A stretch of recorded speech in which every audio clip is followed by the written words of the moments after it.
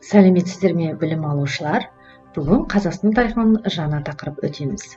Сіздермен мен Әсем Әлбекқызы. Суретте не көріп тұрсыздар?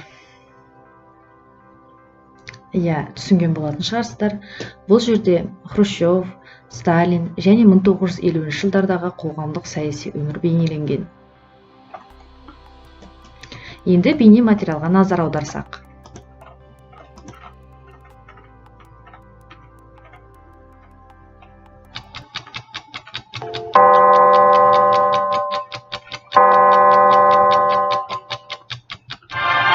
Москва.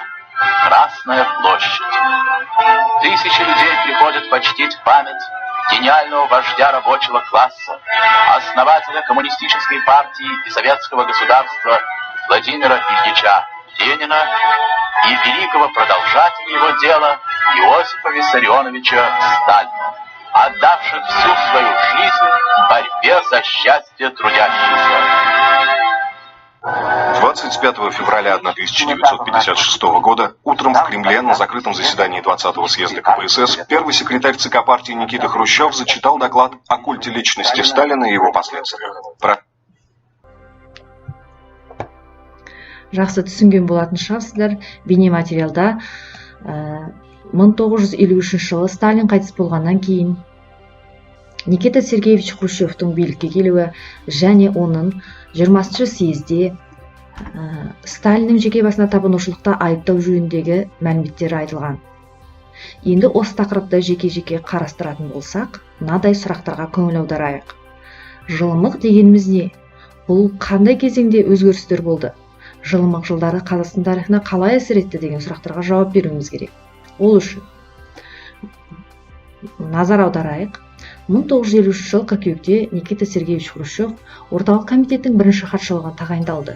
Оның келуімен қоғамдық өмірде, әлеуметтік экономикалық өмірде, халықаралық саясатта жылылық байқалды. Жылымық немен байланысты болды? Жылымық демократияландырумен, кешіріммен, ақтаумен байланысты болған болатын.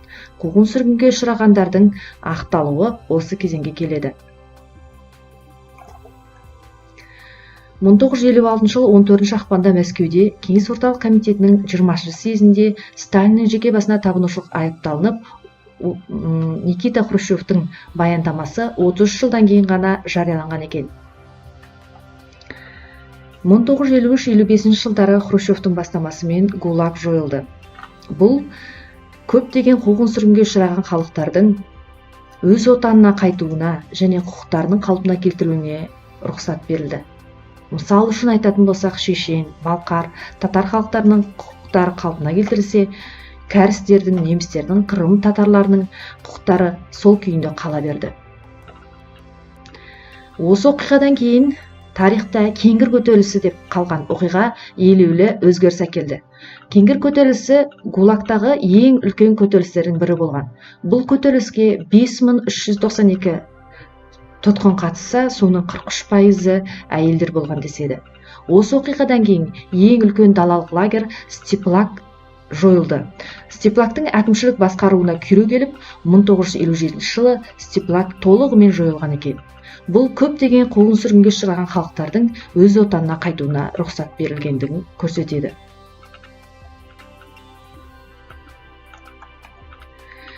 Дегенмен қуғын-сүргін толықтай жойылса да, отанына опасыздық жасады, халық жауы деген желеулер жойылса да, оның орнына өзгеше ойлайтындар деген айып тағылды. Мысал үшін айтатын болсақ, Шығыс Қазақстан облысының мектебінің мұғалімі Елікбаев Хрущевке ашық хат жазады. Ол хатта Қазақстанның тәуелсіздігі жоқ екенін, қазақ мектептері, қазақ тіліндегі оқу құралдары мен баспасөздің тым аз екендігі туралы айтылған. Осыдан кейін Елікбаев партия қатарына шығарылып, жындыханаға тоғытылған екен. Дегенмен әлеуметтік экономикалық өмірде өзгеше өзгерістер болғандығын көре аламыз. Бұл өзгерістер халықтың экономикалық дамуына да тікелей әсер етті. Мысал үшін, сол жылдары панельді Хрущев үйлері пайда болды. Бұл тез тұрғызылған үйлер коммуналкалардан, жертөлелерден құтқаруға үлкен мүмкіндік берген деседі. Қазіргі кезде бұл Хрущев үйлері ескі тар үйлер болып саналады.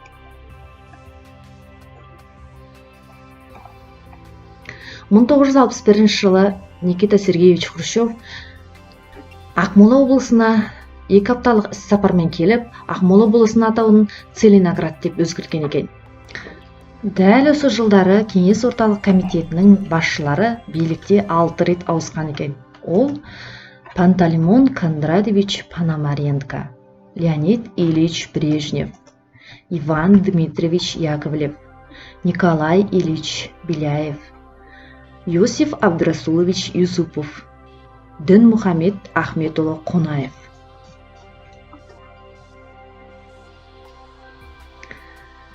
Қорыта келгенде қазақ ауылдарының күйреуі, қазақ тілді мектептерінің жойылуы дәл осы жылдарға сәйкес келеді. Сонымен қатар жердің эрозиясы, Семей полигоны және оның Семейдің жарылыс аймағына айналуы, оның халыққа тигізген зардаптары осы жылдармен сәйкес келеді екен.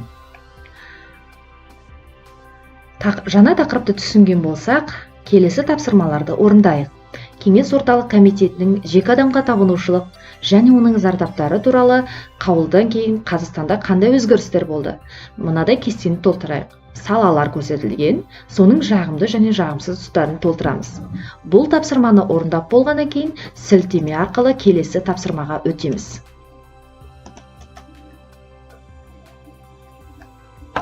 Сілтемеде Learning-Apps тапсырмасы көрсетілген. Learning-Apps тапсырмасы арқылы сәйкестікті табамыз. Мысал үшін, бір тапсырманы орындап көрсетейін. Енді өзімізді тексереміз.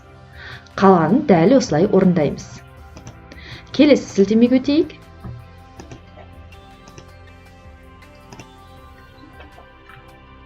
Бұл сілтемеде тағы да Learning-Apps тапсырмасы платформасы арқылы бос ұяшықтарды толтырамыз. Мысал үшін, 1956 жылы Кеңес орталық комитетінің 20 съезінде Никита Сергеевич Хрущевтың баяндаған баяндамасы қалай аталады? Сталиннің жеке басына табынушылықты айыптау. Өзімізді тексереміз. Жақсы. Келесі тапсырмаларды дәл осылай орындаймыз. Тақырып түсінікті болса, осы тақырып бойынша мынадай сілтемелер көрсетілген. Тапсырмалар және осы тақырып бойынша қосымша материал Білімленд сайтында. Келесі тапсырма YouTube тапсырмасын YouTube желісі арқылы видео бейне материал көре аламыз. Назар қойып тыңдағандарыңызға рахмет.